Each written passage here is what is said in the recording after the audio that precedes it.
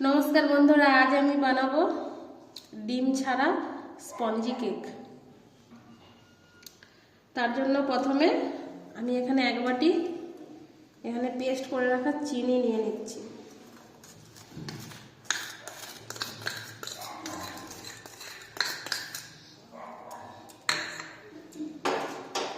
আর এই বাটিরই মাপ করে আমি হাফ বাটি সাদা তেল দেব।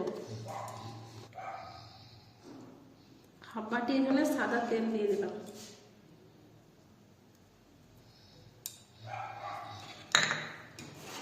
দিয়ে এটাকে ভালো করে মিশিয়ে নেব।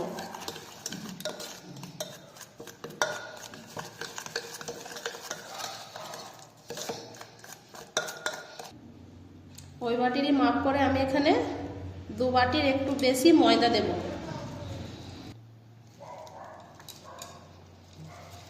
এবার আমি ওই বাটিরই মাপ করে এখানে 1 বাটি দুধ নিয়ে নিয়েছি রুম টেম্পারেচার।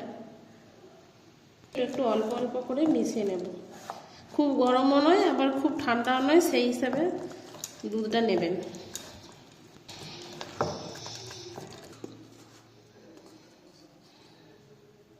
আমি এখানে 1 চামচ বেকিং পাউডার দিয়ে দিলাম।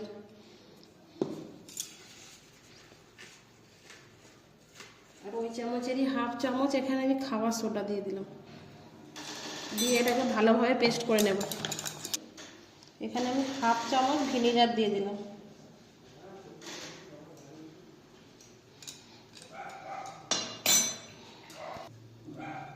দিয়ে এবার এটাকে আরও ভালোভাবে মিশিয়ে নেব। বানানোর জন্য একটা প্রেসার কুকার নিয়ে নিয়েছি। এখানে প্রেসার কুকারের মধ্যে কিছু নুন দিয়ে দিয়েছি। এখানে নুনের পরিবর্তে আপনারা বালি ব্যবহার করতে পারেন। দিয়ে এখানে একটা স্ট্যান্ড বসে নেব।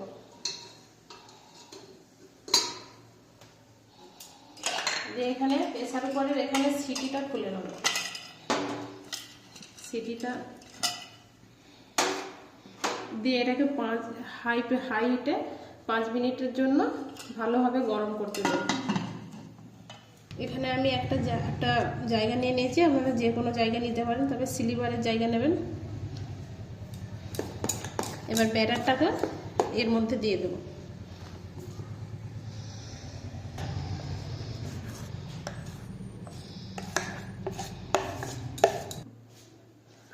আমার কাছে এখন বাটার পেপারটি নেই, সেই জন্য আমি তাড়াতাড়ি হাতের সামনে যেটা A4 পেপার ছিল সেটাই ভালোভাবে কেটে নিয়েছি। আপনারা যে কোনো পেপারই দিতে পারেন। আমি এখানে প্রেসার কুকারের মধ্যে এটা ভালোভাবে গরম করে নিয়ে এটা দিয়ে দিয়েছি। এবার হালকা লো ফ্লেম দিয়ে এটাকে 30 মিনিটের মতো এটাকে চাপা দিয়ে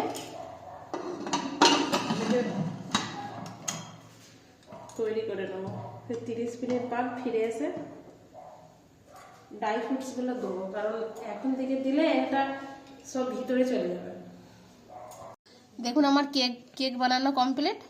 এটা করতেও 50 মিনিটের মতো সময় লেগেছে।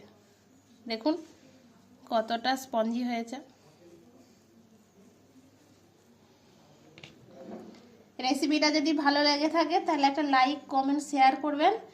আর চ্যানেলটাকে সাবস্ক্রাইব করে রাখবেন পরের ভিডিও দেখার জন্য। নমস্কার বন্ধুরা।